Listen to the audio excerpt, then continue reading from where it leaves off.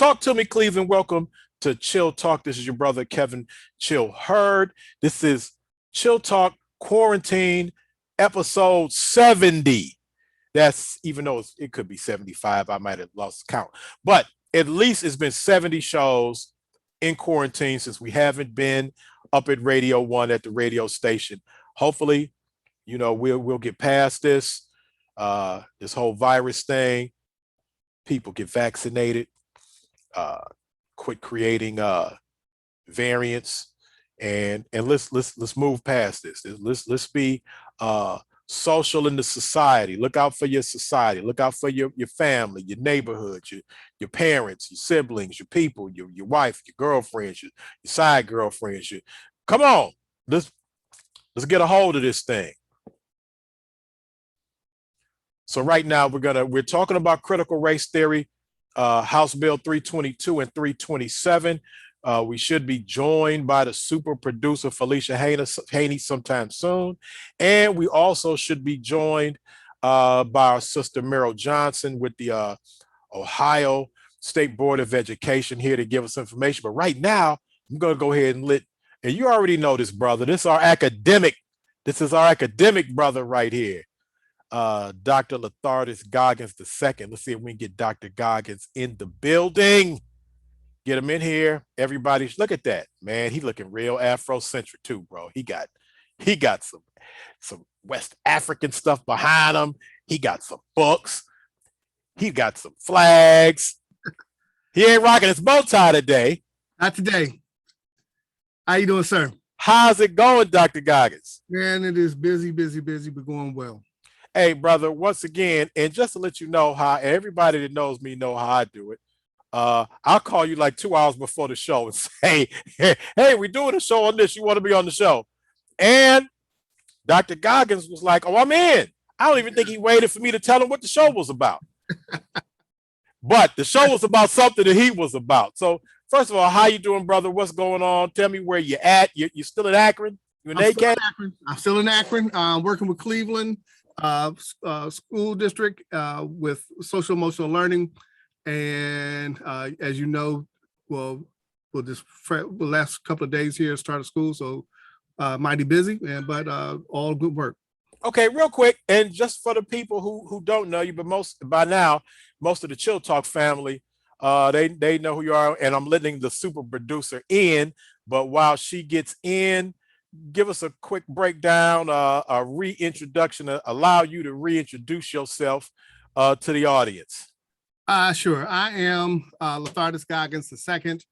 I am a educational consultant with Applied Academic Solutions. I am a publisher with St. West Publications. Long time, grew up here in Akron, educator, and had the honor and privilege to work in the community and serve the community around issues of identity development, rites of passage, access to schools, and currently really focus on social emotional learning, trauma, and diversity, equity, and inclusion. All right, and Dr. Goggins, as well as being Chill Talk family at this point. Dr. Goggins' family. He has personally worked with my wife, Dr. Janice Taylor Hurd, and his dad worked with my stepdad, Dr. Clinkscale. So so no, he's family. The super producer Felicia Haney in the building. If you can unmute Felicia Haney and tell us what's going on. And were you getting me back for being like 20 minutes late last week because I didn't know it was Wednesday? No, just too much going on. I had a little I got somebody doing some work at one of my properties, and I gave them this key fob for the alarm to get on, and they didn't know how to work it. Set off the panic button, and when you set off the panic button, the police are immediately dispatched, or automatically, I should say, dispatched. So that had to be a little thing. I had to go run over there and get that together, and it just, unexpected, but I see. Okay, because you know what, Felicia, I'm thinking when the panic button go off at your house, I don't know about the police, But you got some other people rolling up when the alarm go off at Felicia's spot. You don't really want to be there on some nefarious chicanery. when Felicia's people show up, you don't want that problem.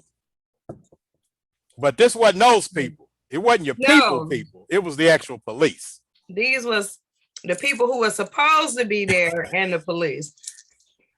Okay. All right. So, but everything was cool. All right.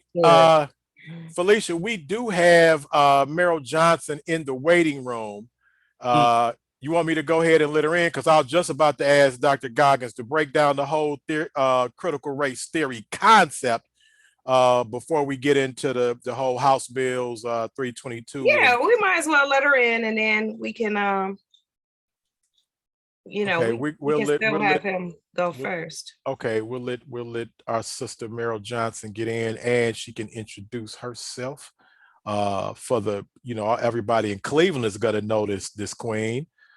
Sister Meryl Johnson, could you unmute your mic, please? Yes, indeed. How are you, sister? Welcome to Chill Talk. Thank you. I'm so honored to be a part of this program. When Felicia told me that Felicia is such a she's super dope producer. We already say she's the super producer because she is. But when she told me she had you booked, I was like, all right, we're not playing. We got Meryl Johnson in the building. And Sister Johnson, I don't know if you know our other guest, Dr. Lathartis Goggins II. He's in here with us. But real quick, could you introduce yourself to our audience for the people who don't already know you? Everybody in Cleveland knows you, but we have some non-Clevelanders watching.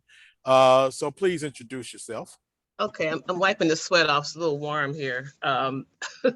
My name is Meryl Johnson. I am a member of the Ohio Board of Education, District 11, which covers 2/3 of Cuyahoga County and 1/3 of Lake County. And I am a retired teacher after having taught 40 years in Cleveland schools. All right, what school? Also a Cleveland school graduate. Okay, shout it out. What school are you from? Glenville. The Ville. Okay. And where'd you teach at? I taught 3 years at East Tech, 33 years at Charles Elliott Junior High. Right around the corner from me. 2 generations of children there. And I taught 5 years at Kennedy. I retired from John F. Kennedy. There we go. Lee Harvard in the house. Take that, Felicia. John F. Kennedy is back in the building. Take that. All right. I was just about to, unless Felicia wants to hit us with some stuff before we get into the critical race theory as a whole. What is it? What does it mean? Real quick, Felicia, did you want to catch up? Because I told everybody while I was waiting, even before Dr. Goggins got in, what all I was up to over the last week. I don't know if you want to catch us up on something real quick that we need to, because you're always in something cool. So yeah, so I did do, last week we had Larice Purnell on, as well as Carlton Weddington for the African American Male Wellness Walk. So I did show up to the walk. That was pretty cool. It was just like a really nice day and so many things going on in Cleveland over the past weekend. So I left there. I stopped by the Umbar where Councilman Kevin Conwell and Councilman Blaine Griffin were doing an event together. So the councilman's band played Footprints, Kevin Conwell Footprints. And they had the police there, and it was like coffee and a cup with a cop or something like that. So pretty cool event. So I saw our good brother Lynn Hampton there. All right. And I ran into Miss Johnson. So that was a lovely time. And I stayed afterward. After that event, they actually set up a vendor station. So shout out to our friend, another friend of the show who was a guest a few weeks ago, Mr. J.R. Fogel, who's doing his local app. And he's getting with all these local business owners and making things happen. So he did a vendor pop-up at Umbar, which turned out lovely. And then later on that day, we had the fundraiser for GCUF. We had a fundraiser at Edwin's 2 at Shaker Square, and Frank West performed. It was like a really, really good time. So yeah, that was it. After that, I went to Academy, watched the Pacquiao fight, saw Pacquiao lose, but it was a pretty eventful day. So I rested on Sunday a whole lot, and then I went out Sunday evening to dinner with my family, which later turned into a fiasco, but we'll save that for another time. You know what? I'm not even gonna start with you, Felicia, in this. I'll get the, you know what? Anyhow. Then I ran into somebody there, and she sent me a text message the next day, like, it was so good to see you. I hope you and your family had a lovely dinner. I was like, if only she knew. It was a full moon. You know, your family are turned up. But but you saw the brother we had on the show. Okay, now you was edging that man to take his shirt off and stuff at the when you said you saw him, you was I don't know if all of that happened or not, but he still had a shirt on by the time I left. I can't really speak of what happened afterward, but the entire time I was there, he was clothed, and I was saying that. Okay, we'll find out all that after the event and stuff later. I also forgot to say, and we have brother Kofi Paisai in the building. I was actually a guest. I was interviewed by brother Kofi on his show, on the Warrior Scholar Show. Had a ball. So Kofi, we need to start sharing that one again. Rain, the Quiet Storm is watching right now. Rain, we need Felicia. Now, we done had Rain on the show a couple times back in the studio, right? Yep. She jumped up here with some Prego pictures. Some really nice looking photos. Like the pregnant Beyonce looking photos. She got like blue feathers around her.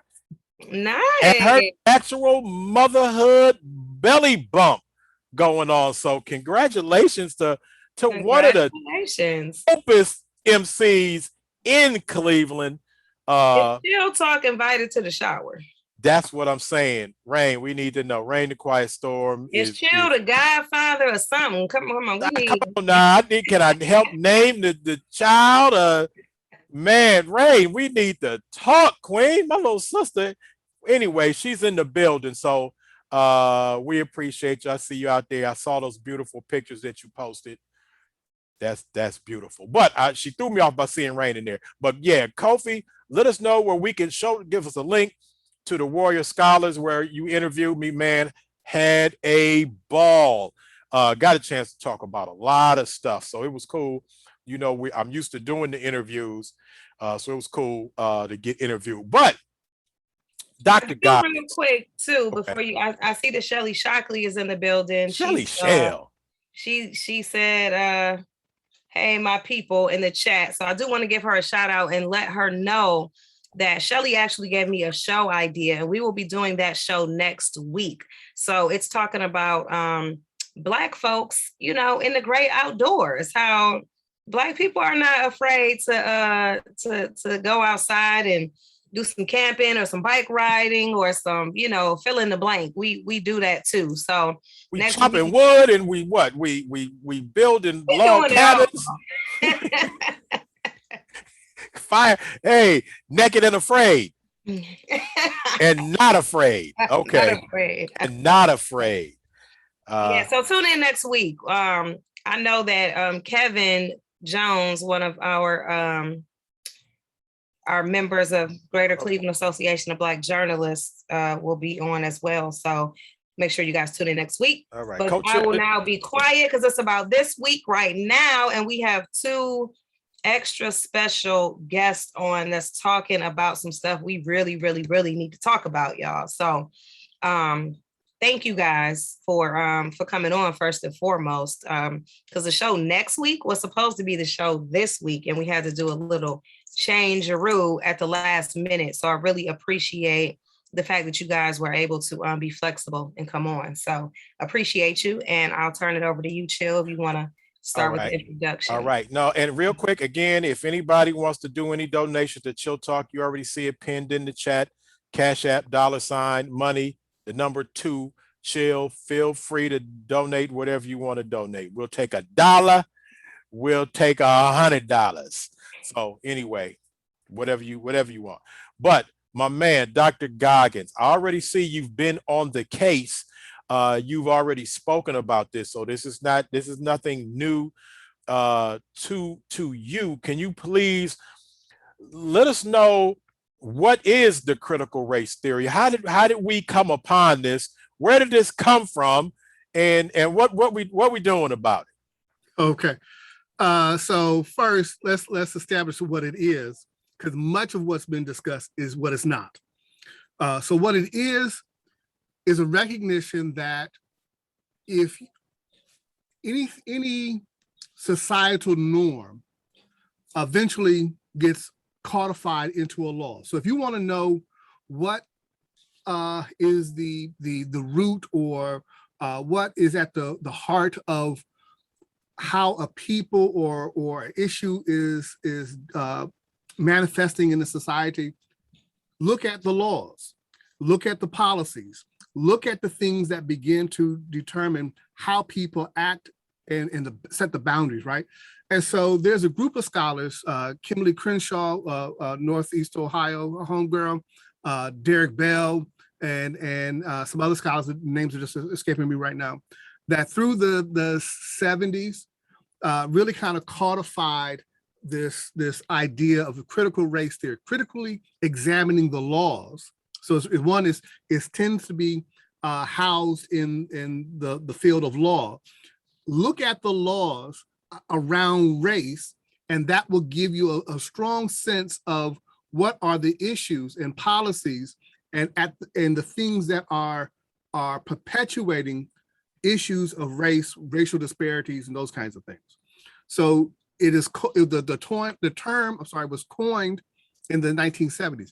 But this one little interesting fact: George Washington Williams in 1882 has a published book detailing the laws from 1619 to 1880, and it's called The History of the Negro in the United States. And it's a 2-volume book, 792 pages altogether. And that's what he did. Detailed law by law in the 13 colonies to get a sense of the place and the issue of Negroes, as he said it then, in the United States. So he was using a critical race framework long before the critical race theory was coined. But he understood, if you want to understand what's going on in society, look at the laws, because the laws will give you a sense and a frame of what are the issues, concerns, and the things that are supporting the whatever the phenomena is, in this case, race. So critical race theory is simply saying, look at the laws. If you want to understand migration, Black folks migrating, look at the laws and see what were the laws that are coming into place in around housing, banking, and that will give you a sense of what was going on. Look at the laws in the South in terms of traveling and sunset laws. That will give you a sense of what was going on. If you want to understand education, look at the laws, and it will give you a sense of what are some of the racial disparities that are supporting that. So that's what critical race theory is. What it is not is, one, it's not being taught in K through 12. Let's start there. Okay. Right. It is a graduate level course in again, formally in law, but the idea of it, the framework of it, is something that is used in education, but much in the same way as a teacher. Ms. Johnson will attest to this. If you're a teacher, you took a pedagogy course, but you don't teach pedagogy K through 12. But every K through 12 every K through 12 teacher who was doing a good job will use pedagogy. Mhm. So you will use a critical race theory in social studies if you really want to kind of dig into and have that rigor and have an excellent discussion around what are some of the things going on in society. So you would have a critical race framework, but you're not teaching critical race theory K through 12. That it just doesn't happen. So the idea, the stuff that's going on now, we have to take it out of our schools. No, it's not being taught. Now, to say to not use it is to say that you don't want people to critically examine society. You don't want people to critically think about what's going on, and that becomes a problem.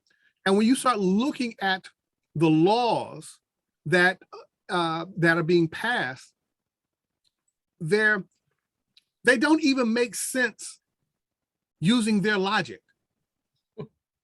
That's the problem. Back in the day, this whole culture war stuff is nothing new. So back in the day, you had Charles Murray and William Bennett, and at least their stuff made sense in their own argument. Their argument is that the white European male Protestant perspective was superior, and therefore, as Americans, we will want the best being taught to our students, and that's why we should go from this, use this perspective. Within their own argument, their stuff makes sense. But these critical race, this stuff that's going on now, using their own arguments, they don't make sense. And it's very problematic. You're on mute. Me second. All right, thank you. Sister Johnson, Mhm. could you please jump in on that? Talk about what has now become the issue with critical race theory being taught, and how did we get to these House bills? Well, the main problem is that the Republicans don't want the honest truth taught about America. That's the bottom line. And I saw something that said, imagine being so ashamed of your history that you make it illegal to teach it. Mm. And that's what's happening. House Bill 322 and 327 would actually make it illegal for educators to teach about race in the classroom. And it's dangerous, it's undemocratic, and it's ridiculous. Mm-hmm. And they're going so far, they're calling it divisive concepts. And it's such a broad term that anything can fit in there. But they're saying you're not allowed to say the United States is racist or sexist. You're not allowed to teach current events. You're not allowed to have students discussing an opinion on one issue or another. Right. Basically, removing any type of critical thinking from the classroom, removing the truth from the classroom. But the worst part is that it's so punitive that if teachers are, and I'm saying caught, teaching about anything about race, diversity, social justice, they can have their licenses suspended or revoked. So we're talking about an educator who, went to school to become a teacher, to do something that he or she loves, and their livelihood is being threatened to be taken away if they are simply doing their job. And not only that, the other punishment is that the district can also have its have its funding taken away, simply because educators want to teach the truth in the classroom.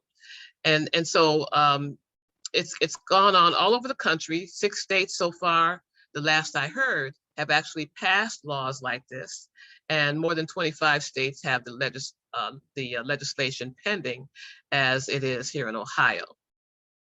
Back in June, the legislature had proponent testimony, and it's just sickening to listen to it. And then in September, mid-September, when the House comes back, they should be having opponent testimony, which is why we are making so much noise this summer. There are a lot of webinars. I was just on a national NAACP training of critical race theory yesterday. And the League of Women Voters is very, very much involved in this. More than 135 groups have come out against House Bills 322 and 327. I was able to organize a group of students because the student voice is very important in this battle, because the students are the ones that are going to be affected. And so it's important for people to lift up and make a seat at the table for students to actually speak out on this issue. And so I working with students, we had 4 Zoom meetings. They named themselves SPEAK, the SPEAK Coalition, which stands for Students Promoting Equity and Knowledge. I've been encouraging them to speak at their board meetings. It's a very diverse group. We have students from Westlake, Rocky River, Beechwood, Shaker, and Cleveland. And so 2 of them have spoken at their board meetings. A couple of them have been on some webinars.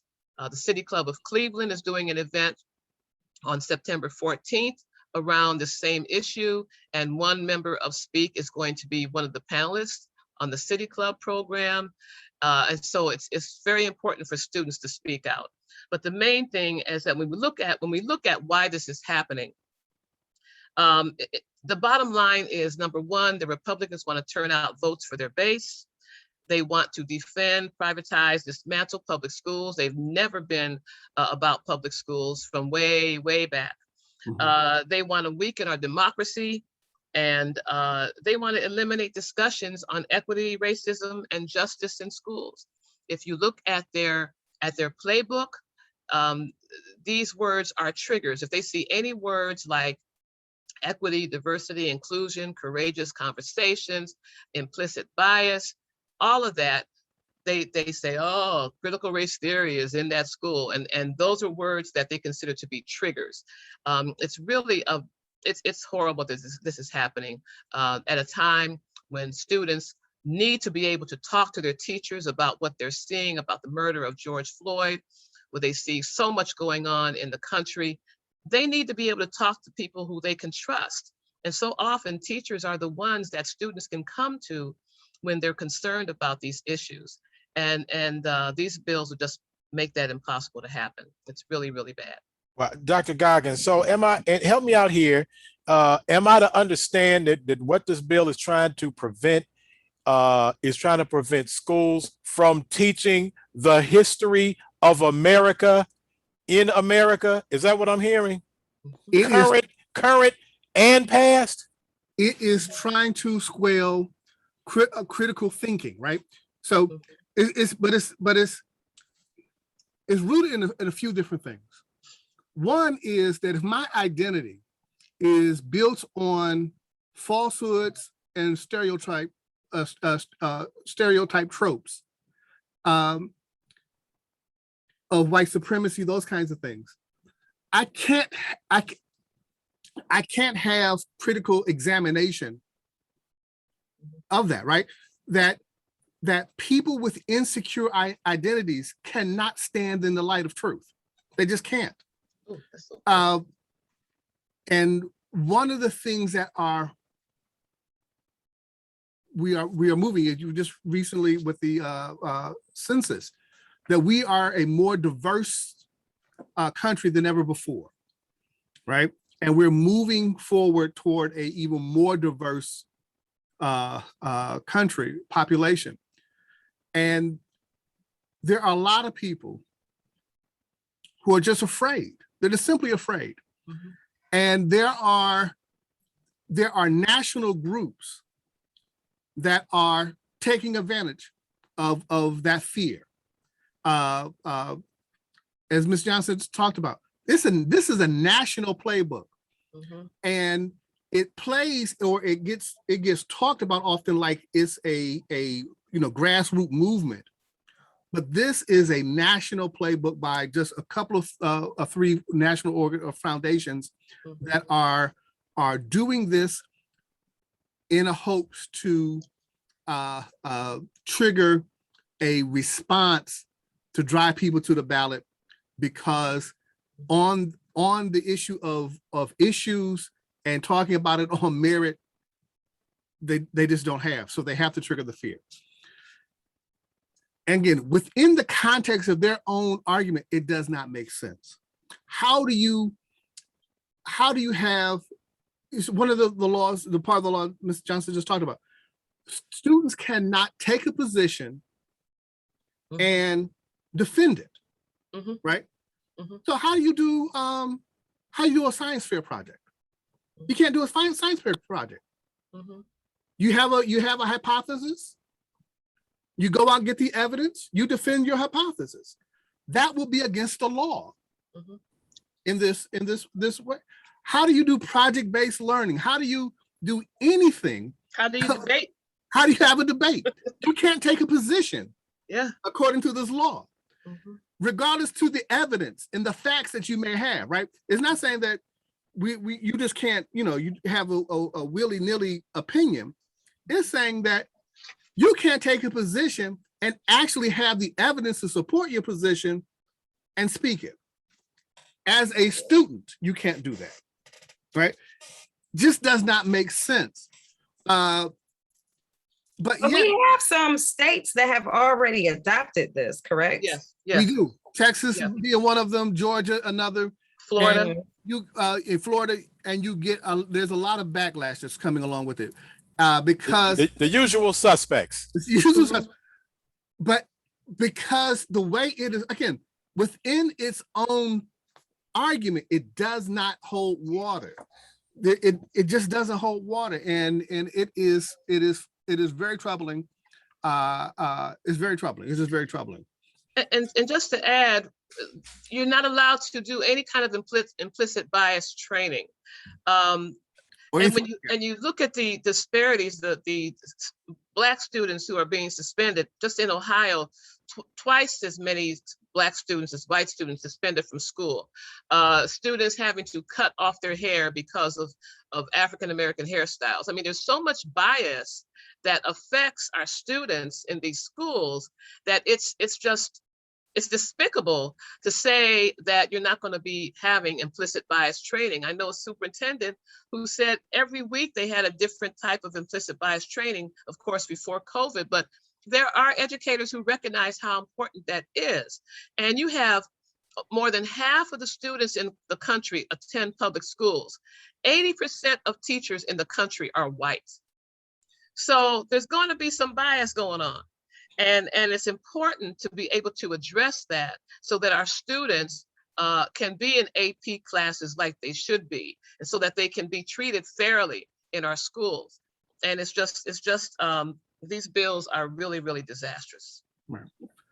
So we spoke briefly, Ms. Johnson. When we were just chatting a little bit over the weekend outside of Umbar, the topic came up, and I had mentioned that, this is no different than like the Daughters of the Confederacy.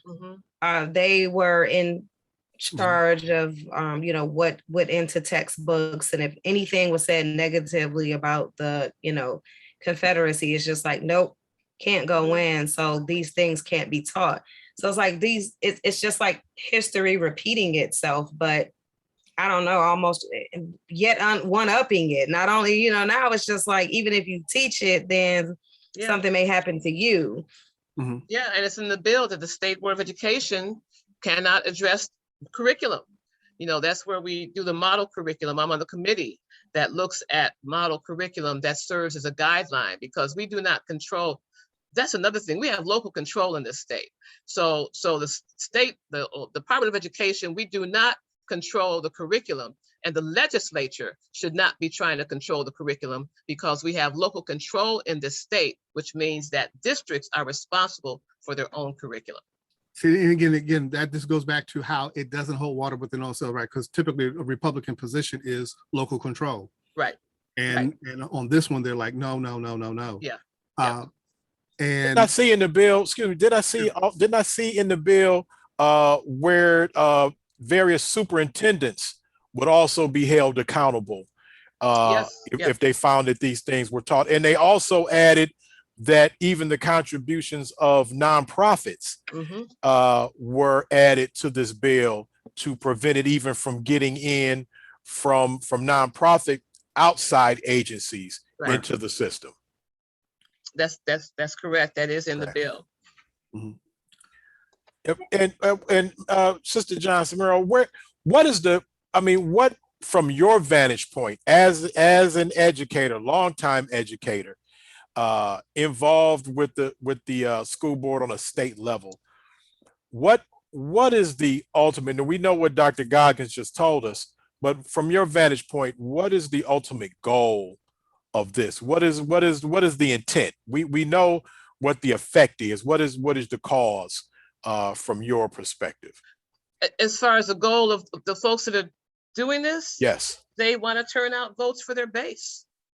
They want to turn out votes for their base. So it's not really about education itself. It's to put something on the floor, on the vote, that's going to get them to turn out, that's going to rile up the red meat and get them out to the ballot, get them out to the polls. If you look at the past, our legislators unfortunately have passed a lot of legislation that they claimed was about education that has not been about education. And for example, when they started vouchers back in 1995 in Cleveland, they claimed that was about education. But when you looked at 99% of the vouchers being used for Catholic and other religious schools, it became quite obvious that it really wasn't about education, but it was about filling those schools. So this is the same case. It's not about education at all. If it were about education, they would not have even proposed these bills, because these bills are about as far away from education as you can get. Education is about critical thinking, and it's about telling the truth.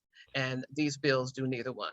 And it shouldn't be lost. There was a recent study that looked at white students that had been exposed to a diverse and equitable, inclusive school environments, and they're less likely to vote Republican, having been exposed to that type of environment. Those people who are had an opportunity to critically examine history and participate in diverse discussions, and those complex discussions are less likely to uphold ultra conservative positions. And so that also is at the base of this, that they know that if we get into critical thinking, if you get into having a population that is examining the complexities of history and having these complex conversations and being exposed to different people, it erodes the base of the Republican Party, to put it frankly. And so you see, again, from these national think tanks and foundations, the playbook about how do we address this? How do we move this? Right. Now, let me ask you guys this, and I even want to ask this to Felicia. I'm gonna want to put this out to all of you. In some ways, is this also a response from white people to their children being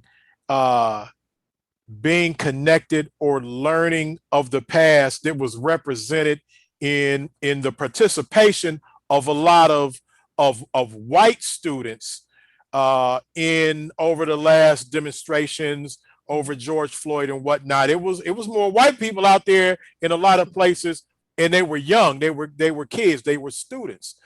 Is this also a response, a fearful response, that my kids are starting to learn things that make us not look good, and they're joining in protest against us? Could that also be a response to a lot of the protests that took place over the last year and a half? Yes, indeed. Look at the timing. It's in direct response to the turnout, the largest demonstrations we've had in the history of this country, and it's the fear. They're really running scared, and this is their response to that. Maybe if we don't talk about what happened in America, it'll go away, but that's not going to work.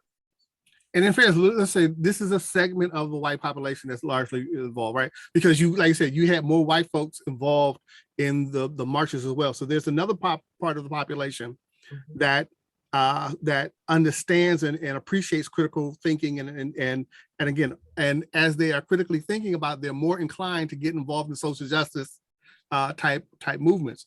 But there is definitely a part of the population that is running scared. Because again, if my identities are built on these tropes and these ideas of white supremacy, how do I exist in a world in which I'm not validated that way?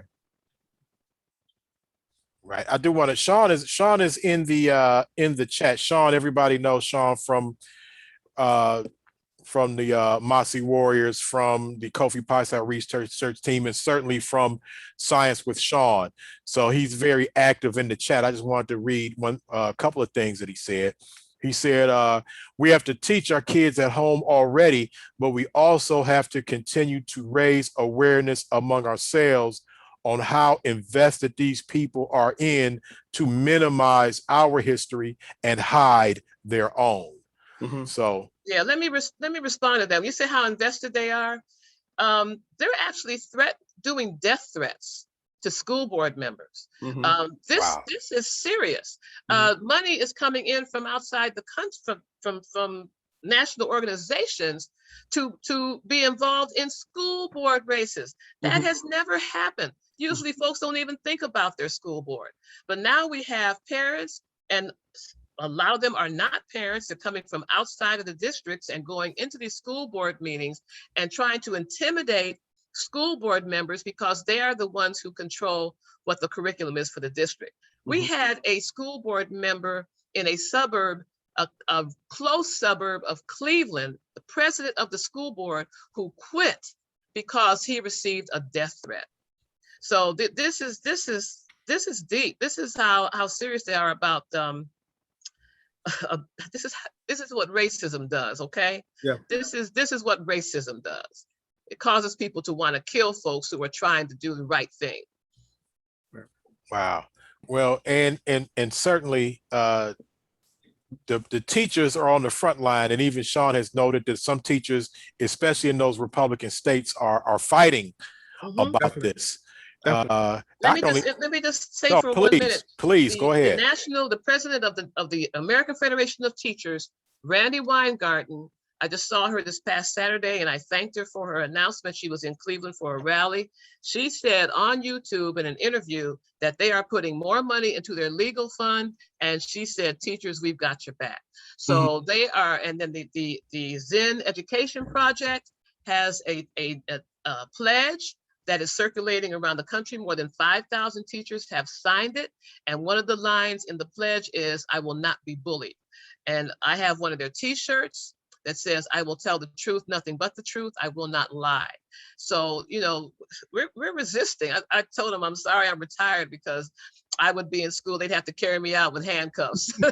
There's no way. I will say that Felicia, I'm going to cheat my children out of an honest education. That our producer here of the show, Felicia, has often been in the classrooms teaching kids, and I can only imagine some laws trying to tell her what type of history she can't teach. We might need a defense fund for Felicia. We be up there together, Felicia. Matter of fact, Felicia, we almost needed a defense fund for Felicia about the Black History Month door decoration.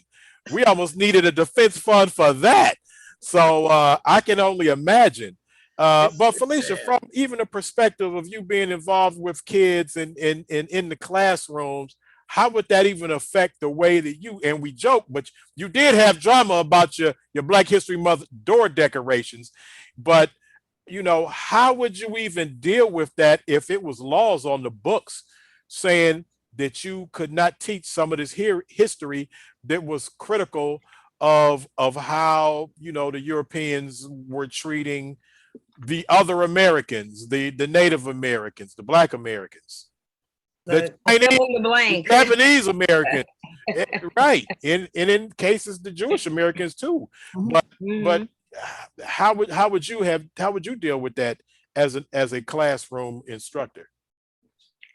Well, I have to say, I think that this has been going on for quite some time, and so I take it back to some years ago when we used to do this this Black History Month program every year. And then one year we find out that it's not going to be called the Black History Month program anymore. It's going to be called the International Festival, because some kids may feel that left out, or that it's not what. First of all, this school is like 90% Black. Let's start there. Secondly, if not higher numbers than 90% Black, you know, these kids that you're serving. And secondly, how do you think these kids feel left out, you know, the majority of their lives? So, you know, this is a time we need to take out to, you know, reassure, you know, if anything else, these children who they are. Now it's like, we can't even get our 1 month. You want to take this away too, and make this about, you know, everybody else. So I noticed that quite a few years ago, and then I just started noticing that what some of these students know, you know, even you know, like my niece and nephew, by the time they came through school, and just a lot of the things they didn't know in terms of you know, history. And in particular, Black history. I'm like, you don't know that? And they came through the same school district that I came through. So I felt that was just very strange for me, that they didn't know a lot of these things, and they're not being taught anymore. I think that now we're in a place where cell phones and social media have helped us, if nothing else, to really, really get the word out on things. You know, when you look at a lot of these situations that have happened in the past year, like a George Floyd or Breonna Taylor, and you know, so on and so forth, the list goes on.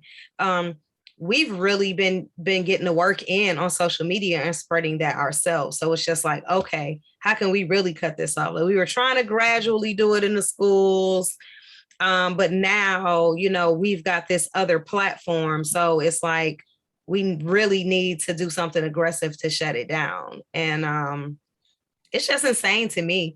I mean, because really, when I think back on it too, some of my teachers who probably taught me the most about Black history were white teachers. Like Miss Johnson said, you know, 80% of the teachers are white. And when I was in school, it may have even been higher in number.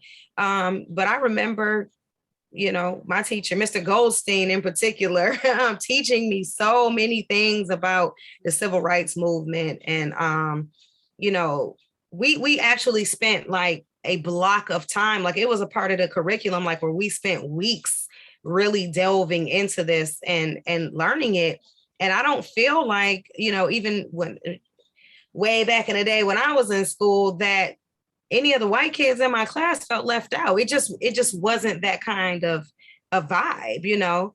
We were just learning what it is. And I think that now that the numbers of the majority are getting lower, and the minority numbers are growing, they have to do something to protect themselves. So like, even if we're not going to have the most numbers, we still have to have the most power. And that's very powerful, you know, taking away that knowledge and that history from people. Go ahead, Sister Johnson. Yeah, but look at the arrogance. Look at the arrogance for them to think that actually making this a law is going to suddenly make us stop teaching our history. You know, that is just amazing. It's this white supremacy that makes them feel like if I say it, it is so. And you know, it's ridiculous that they think that actually these laws are going to suddenly shut down the honest teaching of America's history in school. It's sickening. It's so arrogant.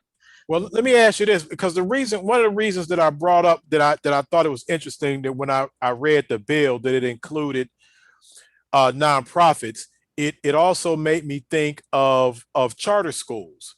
Mm-hmm. And a lot of Black people have found success in coming up with their own curriculum, but a lot of that money is done through nonprofit agencies. Mm-hmm. So even in the case where we create our own schools and our own curriculum, that this bill would also affect that. That yes. would affect the entire curriculum mm-hmm. of a Black charter school mm-hmm. With a Black curriculum. As it turns out, if this bill was to pass, they would literally have no curriculum Yeah. that they could teach. Is that the case where they made sure they also threw nonprofits in there? Was that one of the reasons? Oh, I can't give you a reason, but that's the way it's going to turn out. Okay. And higher ed, Higher ed as well, right. colleges are It is. included also. It- State agencies are included. They can't do implicit bias training. They can't, colleges can't teach. Oh, hold on. Wait a minute. Yeah, there you go. There you go. Wait a minute. Stop the. Oh my God. I'm Hold waiting on. for you to Where? make that connection. Wait a minute. Stop the presses. Hold on. Wait. Okay. Are you trying to tell me that as an example, and Dr. Goggins, you know where I'm about to go Yeah, with this. I was waiting for it. Are you to tell me that at Kent State University, Right. at the Department of Pan-African Studies, Africana Studies, Black Studies, at our cherished Oscar Ritchie Hall? I was there too. That's I saw that in your right. Mhm. Okay, are you trying to tell me that that type of department that students literally died for, Mhm. that we would not be able to have those courses, that department on and I'm using Kent as an example because you all know how we do it at Kent State. Right. But so are you saying that would not exist? It would be under penalty of law. Under the penalty of the law, that you would have a critical discussion using a perspective outside that which supports a American exceptionalist position, right? So that African-centered critical worldview perspective would quite literally be against the law and would run the risk of funding from the state. Wow. Yeah. Okay, so how would that even affect HBCUs? That's the issue as well. same way. Okay. The way the law reads. As long as the HBCU is willing to support and promote an American exceptionalist white supremacist position, they're fine. But otherwise, if you apply, it's not even so much to say it's against a African-centered worldview, that kind of thing. The way the law is written, you can't critically think. You can't critically examine. You can't think of an idea, go get evidence to support it, and take a position on it. You can't do that. That would be against the law. Current events. You can't just current event that's in the law. You cannot discuss current events. How do you have an educated student body that can't discuss a current event? Okay, you know what? This also reminds me of a time, especially in the Deep South, where the religious right was protesting against science, or particularly evolution, being taught in classrooms. This seems to be an all-out attack, and that's also, as it turns out, critical thinking, as Dr. Goggins was saying. But it seems to be an all-out attack. It's covering critical thinking, but this time it seems to be a little bit more pinpointed. Go ahead. I'm saying, as Ms. Johnson is talking about, they're using the buzzword race to get folks riled up. But when you read through it, it's critical thinking. Race is just the trigger to get them to the ballots. But because at one point they was trying to say, they were trying to connect critical race theory with critical Marxist something or another. Just because critical was in the word. in the was one of the words. That kind of craziness. But it's talked about in race because they know it's a trigger. Mm-hmm.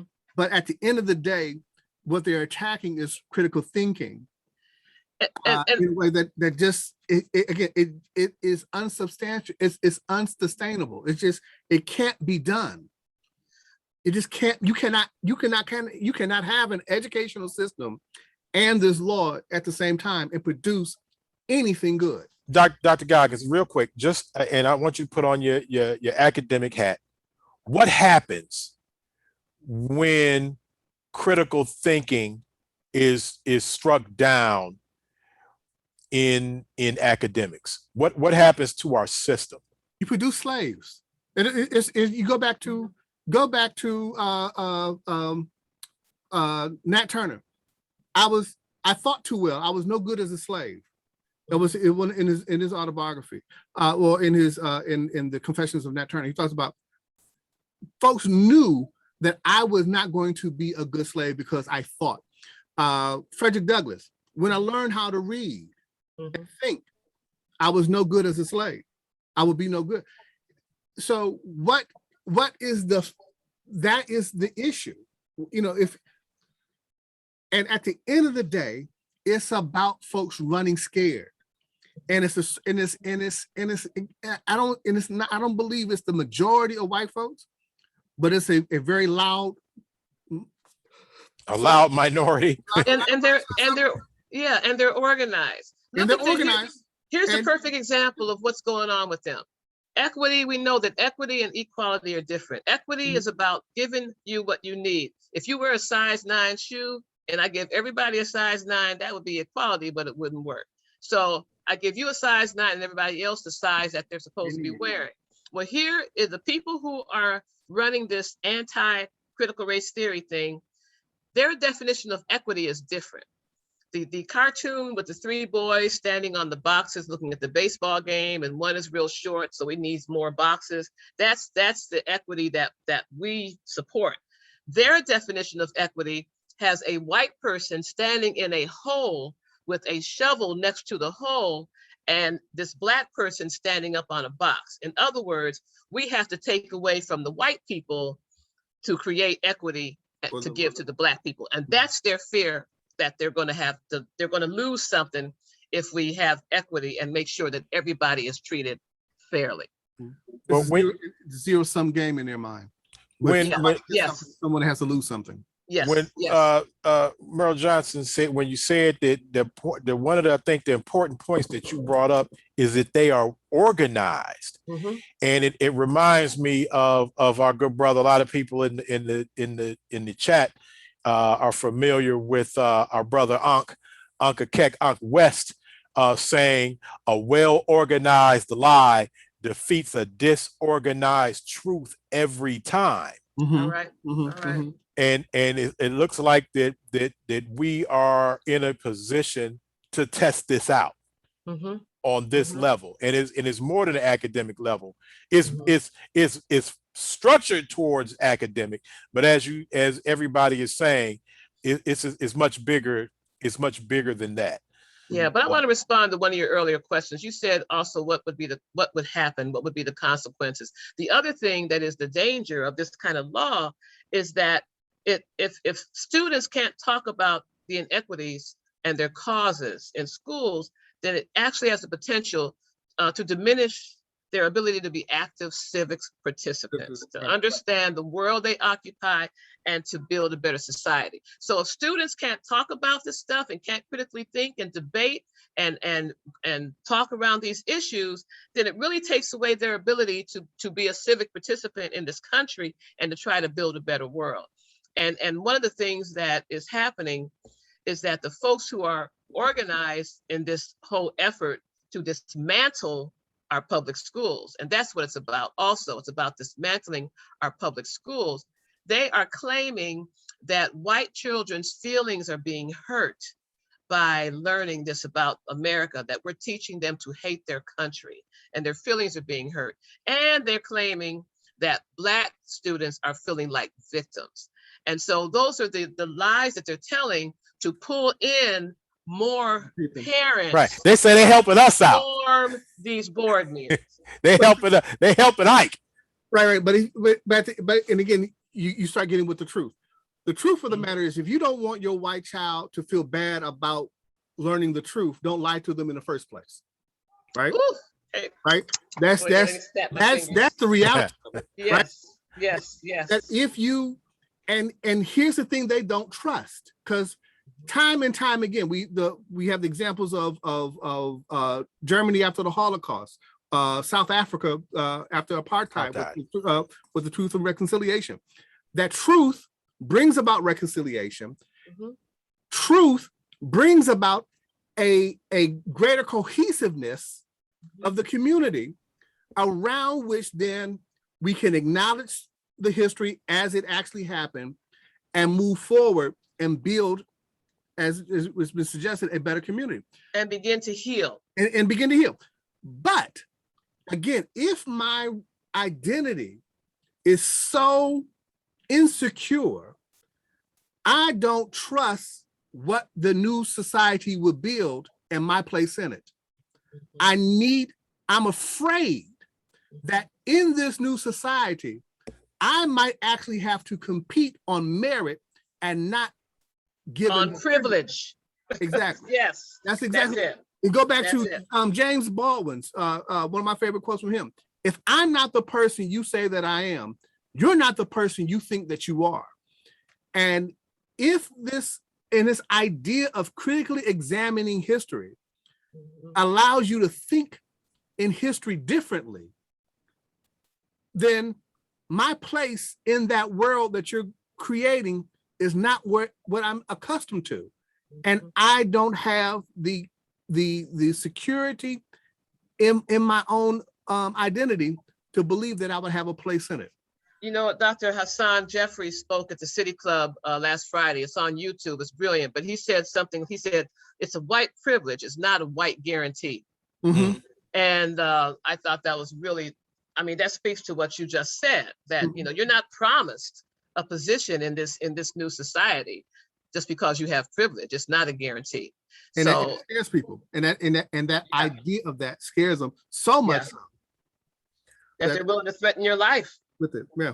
Well, let me ask you this, because this also, and I know how this affects us personally as a Black community, but am I to understand this is also targeting white liberals, even like Democratic moderates, and their children? Because again, when I see these protests, I see all of these white kids out there marching and angry about current events, but they're also knowledgeable of past history. This seems to also, in some ways, be targeting that mindset, because I think what we saw during the presidential race is that educated white students, for the most part, were leaning towards Democrats as opposed to Republicans. So is that also involved in this for the hearts and minds of the rest of the white folks? Yes. Like I said, there was a and I don't. It might be Black friendly. You know, they used to have a different word back in the day. But yeah, that's, and I think that was a part of the autopsy report, for lack of a better word.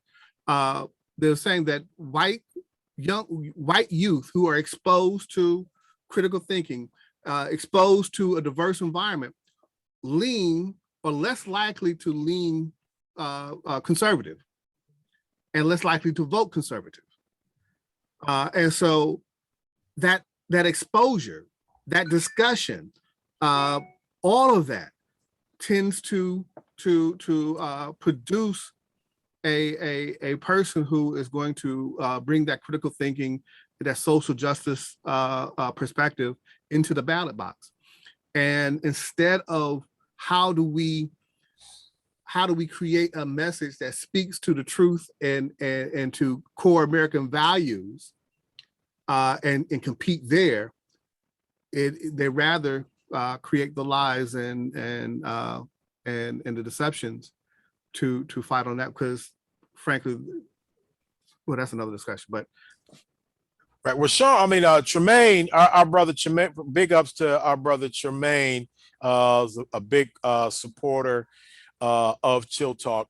He says, what about our own schools and universities? And we just brought that up. That one hit me in the head like a brick with a note on it. We just got through talking about that. And Sean is saying the truth is that they have to protect white privilege. And that may be at the very basic, most basic level of this, of all of this. So the only way for our institutions, the only way around it is for it to be truly public, truly private, and be our institutions. But if you're getting state money, then this you're going to jail. Yep. You get state money, you're going to jail. You're gonna lose your license. You're losing your money. You're losing your paycheck. That's right.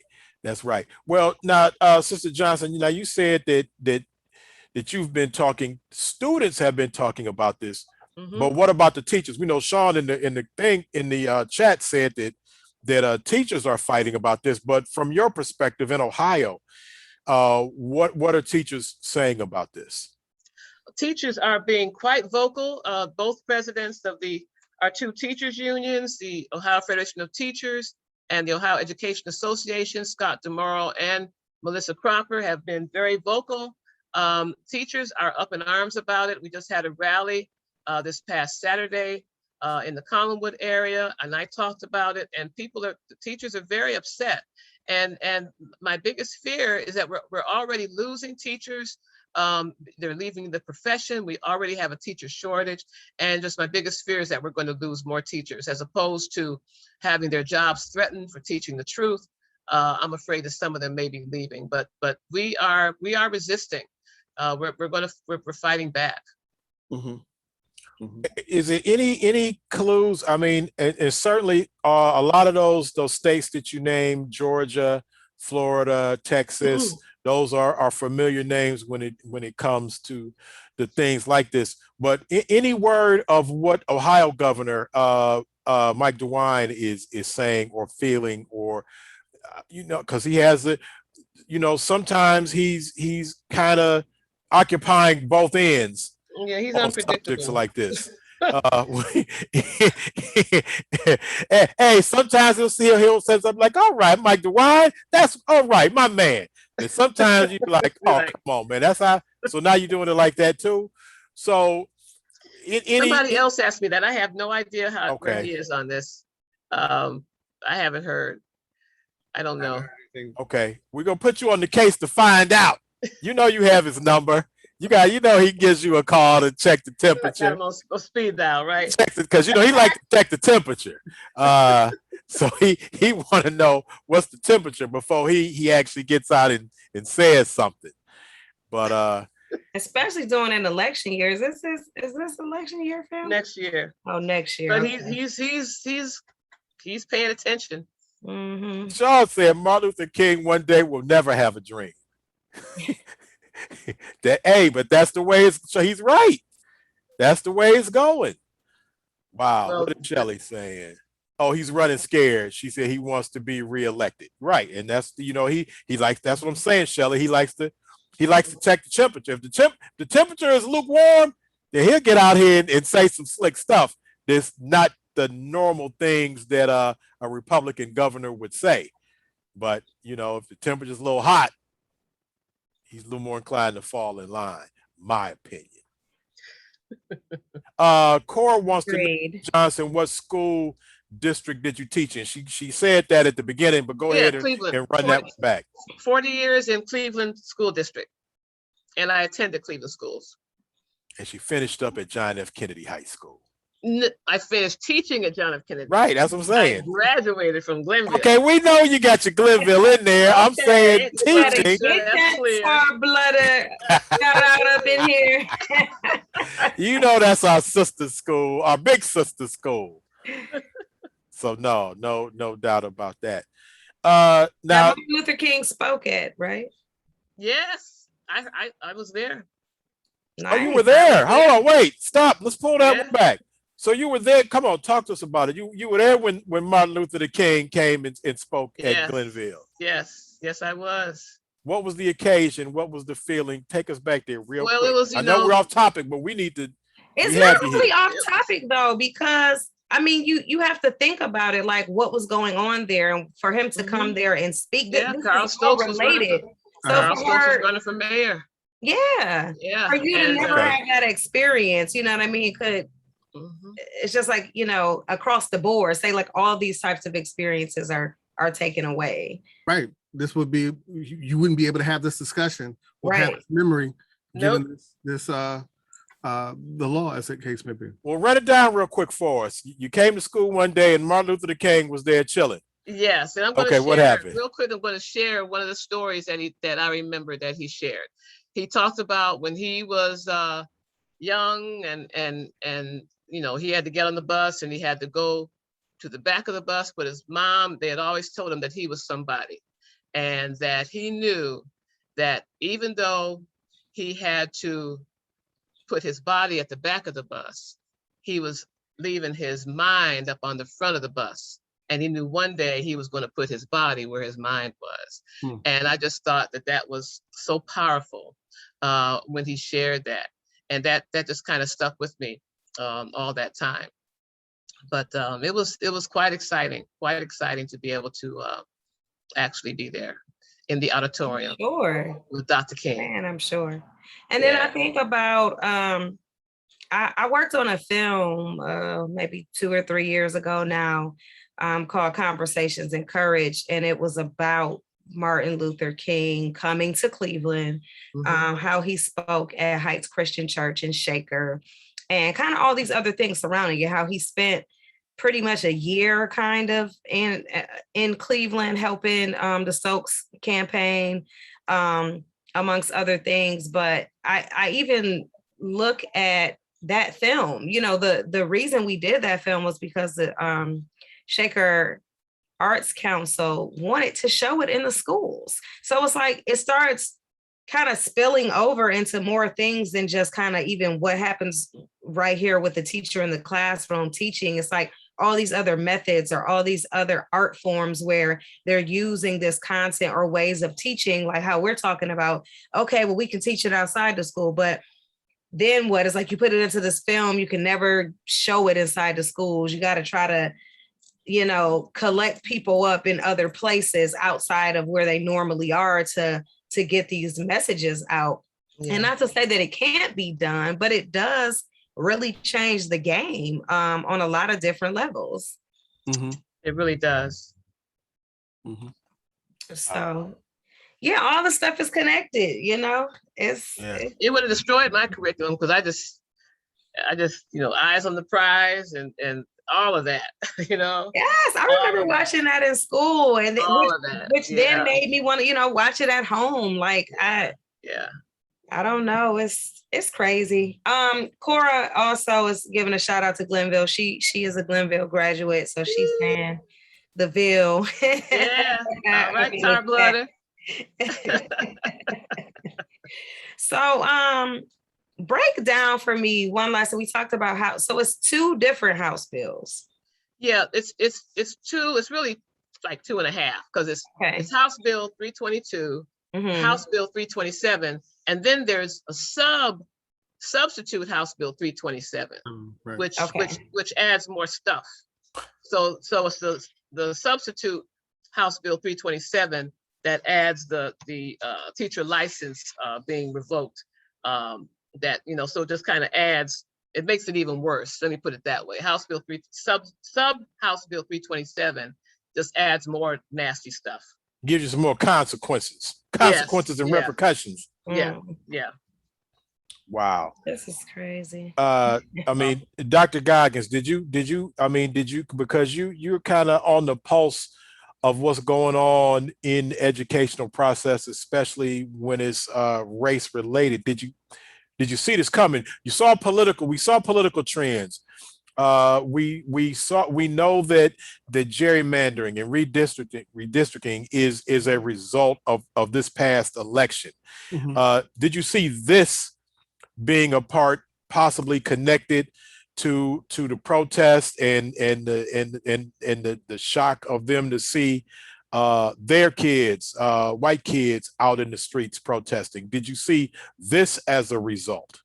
I was watching Texas. I have a cousin who is a teacher in Texas, Dallas area. She's also involved with the NAACP there.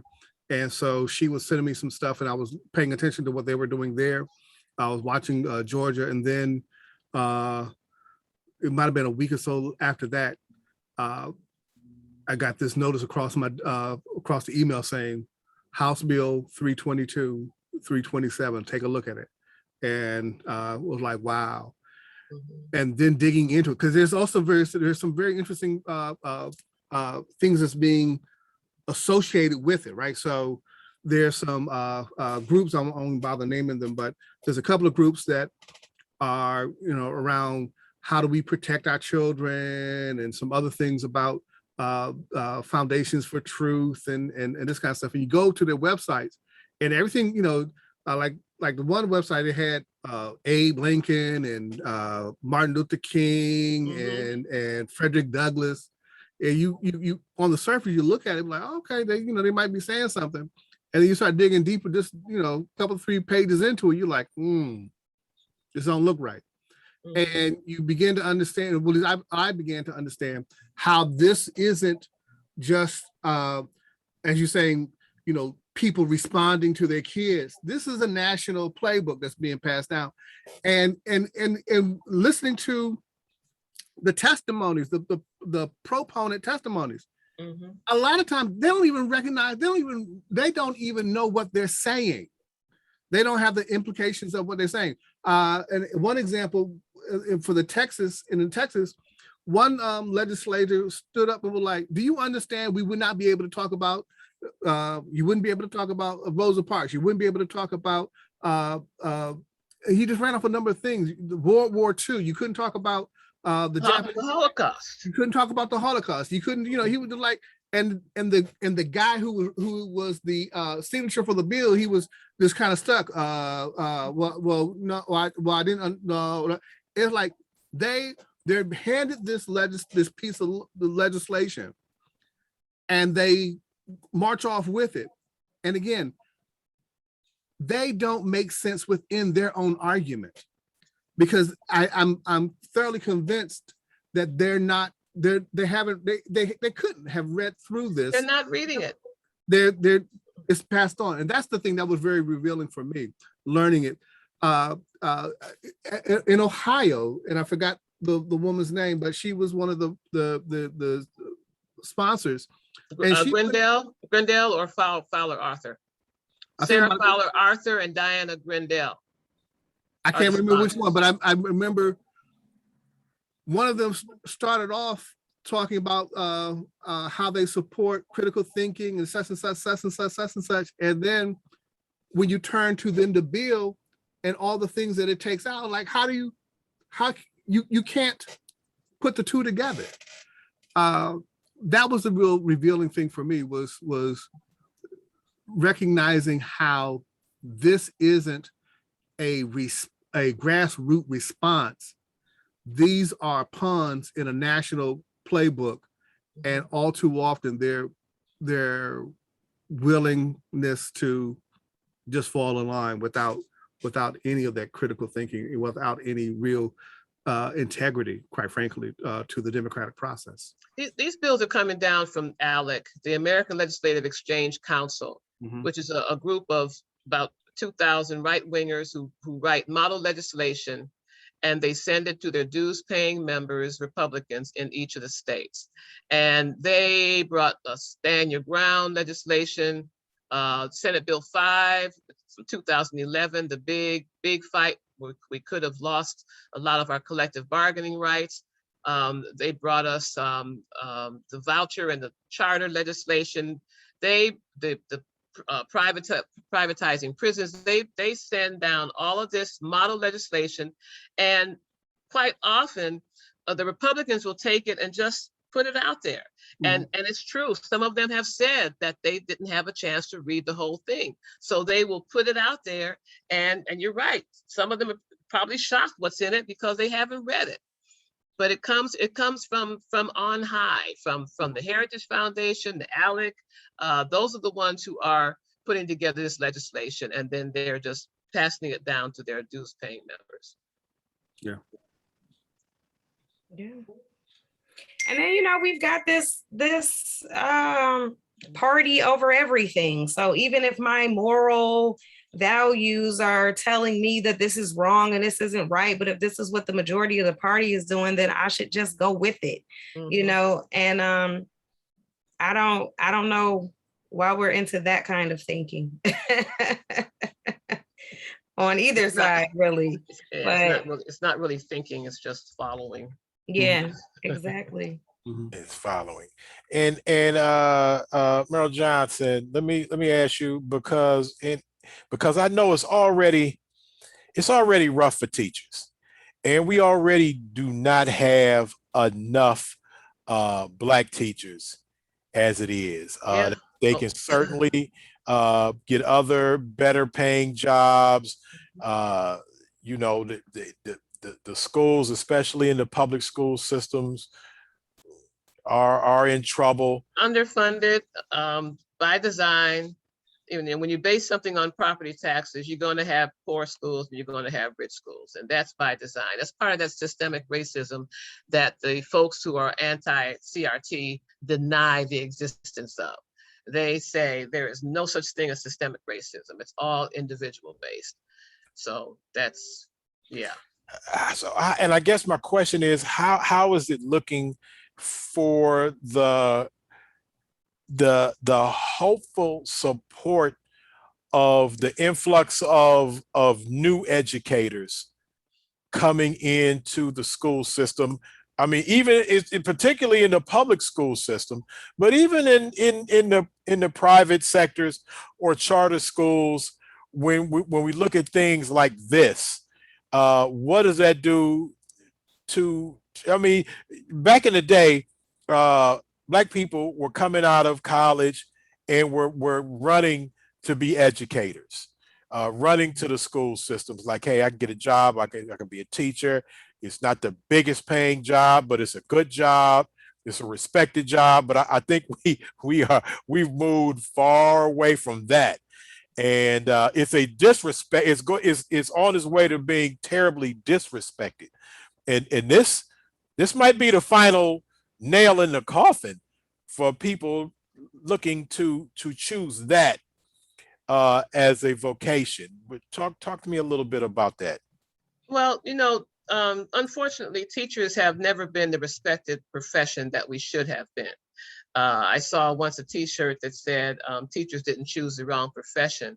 America chose the wrong heroes. And but you can't be afraid and be a teacher. That's just, that's like an oxymoron. You cannot be afraid and be a teacher. And we teach because we love kids. We teach because we want to do that. So there are teachers who are leaving the profession, but Cleveland just hired 120. So it's not like there are not any teachers coming, but we just have to continue to make sure that the salaries are what they should be and that the working conditions are good so that we can get teachers to come in here. Because, hey, speaking of working conditions, I heard it was in this people trying to slide information to get it out there. They said over at Collinwood, it's like 113 degrees in the building.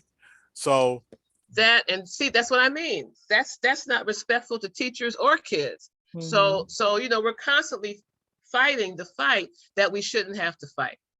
With all this money coming in from the federal government, the ESSA funds and the ESSER and all of that, some of this money should be devoted to making sure that these schools have the kinds of air conditioning that they need, especially with all the technology and so forth.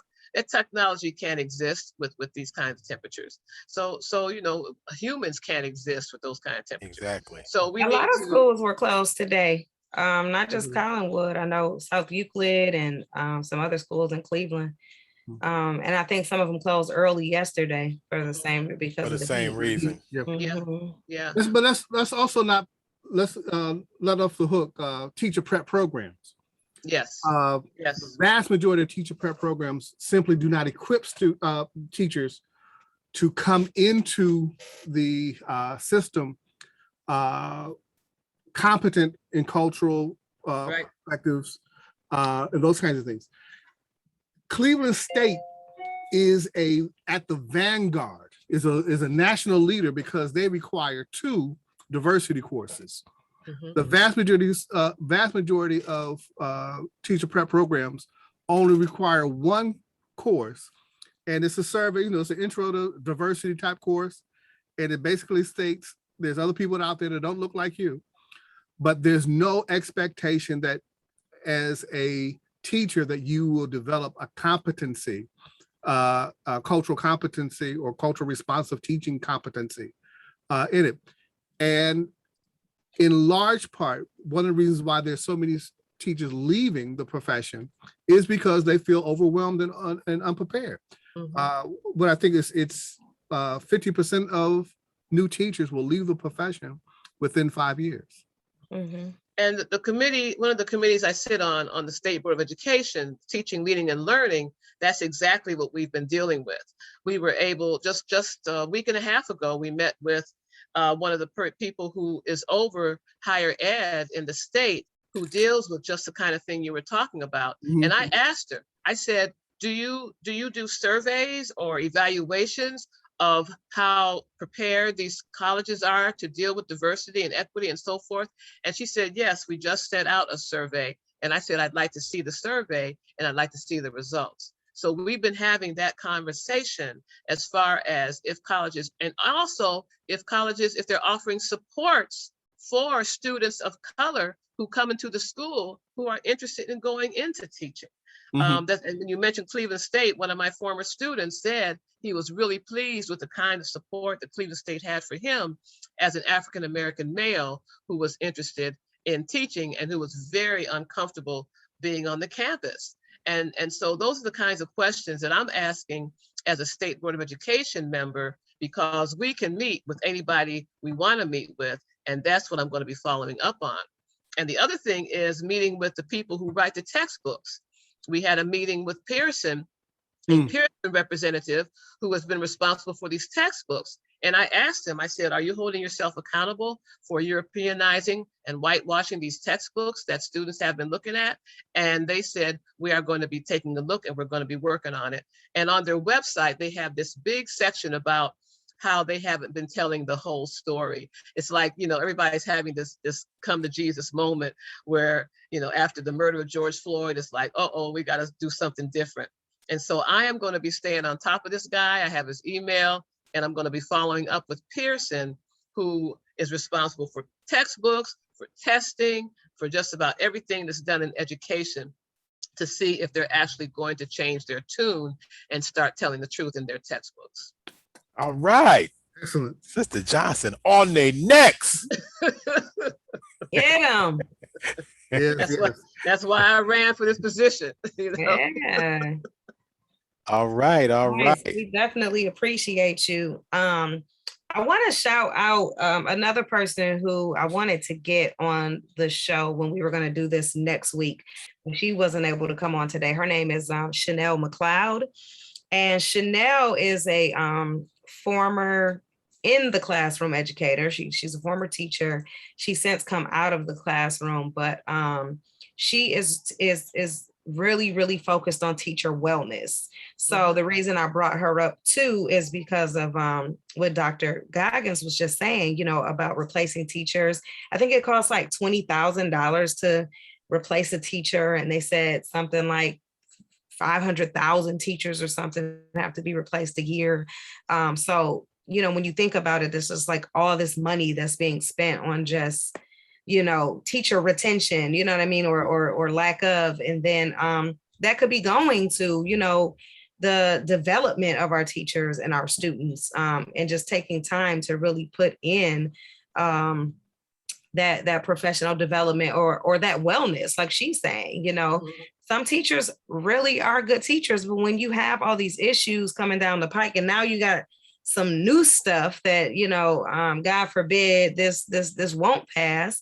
But, even in other states where it has passed, you have to look at what teachers already deal with. And now on top of it is like, you're trying to change my whole curriculum and say, maybe the reason I got into teaching was to teach these types of things, So now you're telling me I can't do that. So, it's heavy, you know what I mean? Yes, It's like, it's so challenging. And you think of, and I'm glad you mentioned it, the self-care, the teacher care, because think of this, look at the number of students who come in with trauma. And now with the COVID, 100%, everybody has experienced some kind of trauma. Right. So while teachers are trying to keep the students safe and be a trusting, caring individual for those students, teachers have their own trauma and their own lives and their own kids and their own spouses that they have to try to deal with. And so many of them carry their kids' stories home with them because they love their students. And they wonder, is he going to be hungry tomorrow? Am I going to need to give him a coat tomorrow? And then you have so many students who are homeless. And teachers are trying to juggle and take care of everybody. And then teachers get blamed. When 80% of what a child knows or is outside the classroom. I can teach to be the best teacher in the world, but if you're not coming to school, or if you got trauma going on, or if you're not doing your homework and so forth, then there's only so much that I can do. But teachers get blamed for everything, and that's another thing that overwhelms them. So teaching, I tell them it's the best profession in the world because it's so rewarding and it's just wonderful. Teaching is a wonderful profession, but it is challenging. Right. And I can speak from experience. My mother was a lifelong teacher. She taught at Bolton Elementary School her entire teaching career and retired from there. And I saw her bring her work home. I've seen her take things to the students, coats, food. I've seen her giving, students rides home when they didn't feel safe. So yeah, I've witnessed that firsthand from my own family, from my mom as being a lifelong retired teacher. I took students to get glasses when Walmart was giving out free glasses. I took 6 students over there to get some free glasses, just so they could see. By the end of the year, only 2 of them still had their glasses, but but it's just the fact that we just do what we can. We really do. And as Felicia said, when she talked about a few of her teachers, that she still remembered their names for teaching her things specifically. I mean, everybody can recall those teachers, right, who were able to bring that specific joy of learning and information to them. And those are the teachers that help mold us to becoming, the wonderful guy you are. That is correct. So it would be a shame if that is now threatened by this. I don't know what the likelihood of these things going into effect, and maybe Dr. Goggins or maybe you guys can tell me, what is the likelihood that these actual bills have a chance of passing? Well, the next topic is action steps, right? right. We've got to do our work. We've got to make the phone calls. We've got to write the emails. We've got to go to the rallies. We've got to get on the webinars, and we've got to make sure we've got to do the press conferences.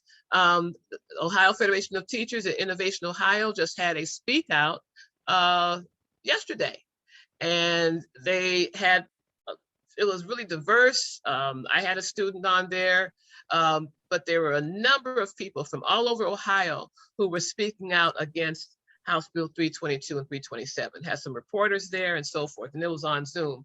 But we've got to do all that we can do to make sure that our voices are heard, because as far as I'm concerned, this is opponent testimony this summer. So when the Republicans come back in the mid-September, when the House comes back, they should be having opponent testimony. but they could decide not to, who knows? And so we have to make the noise now and just do what we can. And right, that's the work. So what's the likelihood? It depends on how much exposure this thing gets.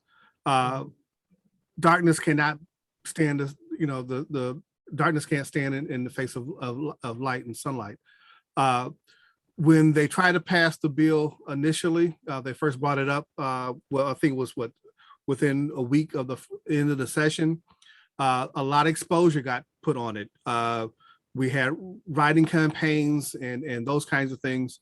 I think on the course of over a weekend, we was able to send over 1,000 emails and letters in, and it got tabled. And then towards the end, it was, I think, with the sub bill and was trying to get in. It was trying to put it in on a budget, and we was able to get another writing campaign. The League of Ohio Women Voters has been phenomenal, and I think Yes, there's a whole other coalition that's been built around that.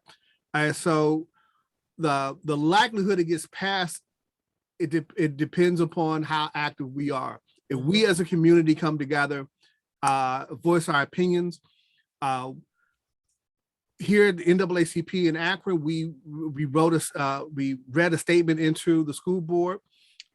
We have worked with other communities so that they can read their statements into the school board and let folks know up front, here's what we expect.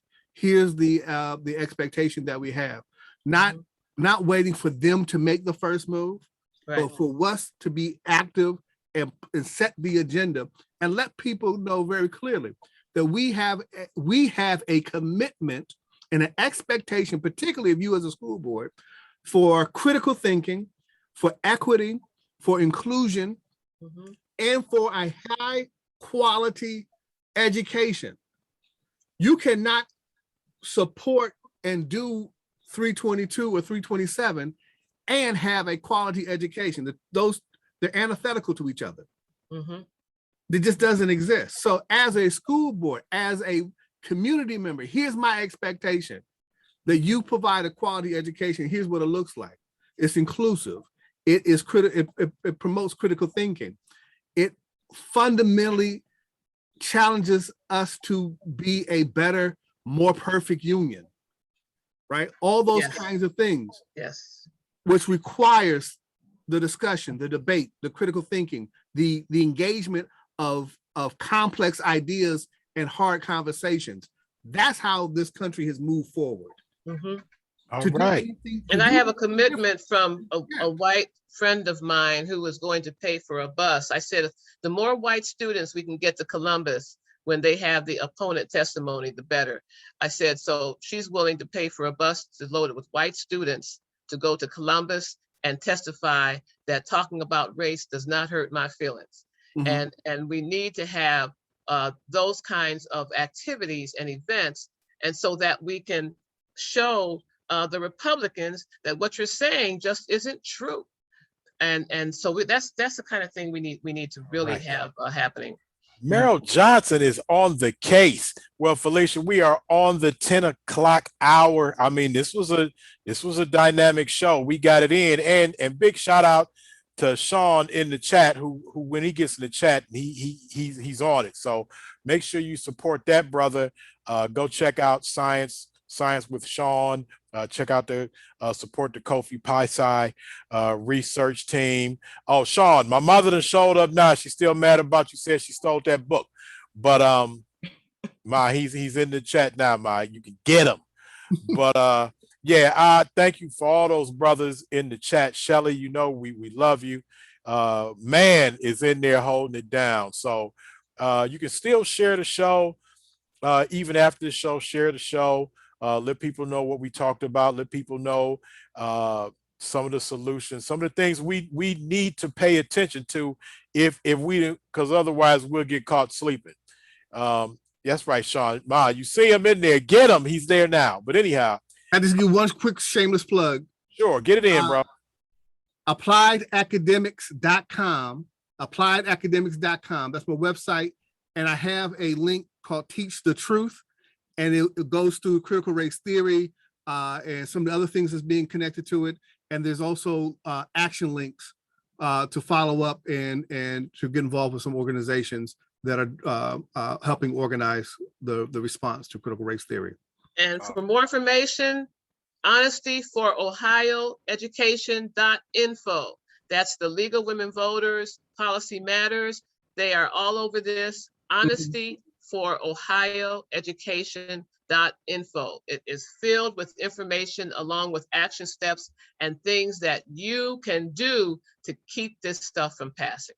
Excellent. All right, that's what's up. Also, our man Tremaine Willis from Hard Pivot. You need your business information, your business skills. Talk to that man, see what he can hook you up with. But we appreciate everybody that joined the chat today. It was very active chat. Please share it. Thanks to the super producer Felicia Haney for pulling together another dynamic show. I was typing those addresses into the chat. So I knew what you were doing. I saw you when they start naming out, information. Felicia gets it in. That's why we just don't call the super producer because it sounds good. But no, we appreciate everybody who took part in the show today. Thank you. Appreciate the invitation. Yes.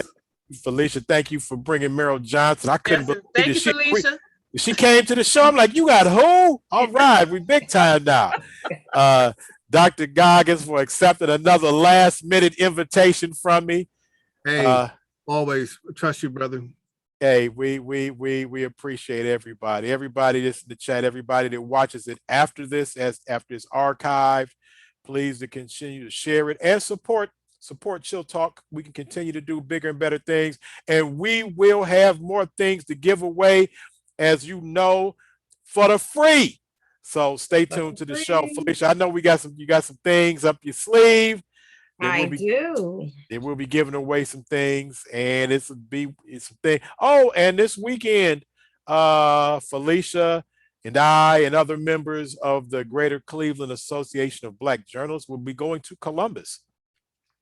We are special honored guests of the football classic between two HBCUs, Central State University and I believe it's Kentucky State. Is that the other school, Felicia? I think so, yeah. And we will be there. Once you say Central, nobody else really matters. They not listen after that. I hear you.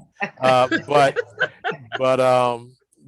we will be there, and our organization will be honored at halftime. We'll take the field at the shoe. So look for us in the middle of the field at the 50-yard line on the Jumbotron, being honored. Everybody knows I'm honored to be the current president of the Greater Cleveland Association of Black Journalists. But we'll be taking a crew of stalwart journalists, Black journalists down to Columbus, and we appreciate everybody that sought to honor us. And we will be there, and we'll have a good time, and we'll take photos. So I have two things. Yes. Dr. Hassan Kwame Jeffries, as I said, he spoke at the City Club of Cleveland. Please check out his presentation. It's on YouTube. Just put in City Club of Cleveland, Dr. Jeffries. He was fabulous. He talked about critical race theory, and he was just incredible. Also, September 9th, the Delta Sigma Theta will be doing a program on it's called Protecting Honesty in Ohio's Classrooms. I'm going to be the moderator. Our guest will be Reverend Marvin McMickle, who is brilliant on critical race theory. And a member of Kappa Alpha Psi. Yes, indeed. And we will also have some of the members of the Speak Coalition, the group that I helped organize. And we will have students there from Westlake, Rocky River, Beechwood, Shaker, and Cleveland. So that program will be on September 9th. It's go on Delta Sigma Theta Cleveland chapter website to find that information. It'll also be on our Facebook page. So September 9th. And then also September 14th, City Club of Cleveland is doing a program on this whole 322, 327, and we'll have a parent and Melissa Cropper who's the president of the Ohio Federation of Teachers, another teacher, and a student. So great programs coming up. All right. Appreciate everybody. Felicia, anything on the way out? No, I was just wondering if you guys had actually any final words, but it sounds like she just gave all her final words. Anything you want to tell the people? So no, but I just want to say thank you. This was awesome. We need more of it. Keep fighting the good fight and doing the work, putting the work in, and we will try to do the same thing here on Chill Talk. We appreciate you guys coming on, sharing your knowledge with us. We appreciate our everyone that joined us today on Facebook Live and commented in the chat. And that's it for me. Okay. And Sean is talking about his shirt. He did win a no negation shirt. He did win. That's the shirt he's talking about. But my mother said she gotta see him first. Since he accused her of stealing a book. Oh, you got to talk to Chill about that. I don't have a no negation shirt. So that's a straight Chill question. Yeah, he did win the no negation shirt, and it's actually still here in the for the free pile. Is right next to me. So we gonna get Sean that shirt, but he got to talk to my mama first for accusing her of stealing that book. But hey, we appreciate. I do have one last thing. I'm sorry. This Friday we will be having Black Cinema Cafe at Umbar on Larchmere. So the film is called State of Mind, and it's by local filmmaker Mike Berry, who will also be present to talk about the film afterward, do a talk back. So join us. Doors open at 6, film starts at 7, grab some food, and the film is free. So, a nice little date night. Yeah, I went to one of them. Those are very nice. I might come to that. Those are good. Yeah. All right. And I think I'm having a birthday party. My birthday is September 5th, September 4th. We will probably, I just talked to Chris Butler at the Academy Tavern. So Chris is excited. Yeah, Chill, we'll have the tent up, and so you know how Chris is. So you might can find me at the Academy Tavern. I'm only really doing outside stuff like that. So Academy Tavern has a nice large, nice, comfortable outside patio. That's the only way that I would even agree to this. Is to do something outside right now and show up with your mask on. But anyway, we up out of here. We appreciate everybody in the chat. Thank you guys for participating and having a very robust conversation in the chat. Again, for our two guests, we appreciate you guys. Thank you very much. Until next Wednesday, or maybe before then, thank you for watching Chill Talk. Support the platform. We are out of here. Throw up the deuces. Peace. We gone, y'all. Take care. All right. Bye-bye.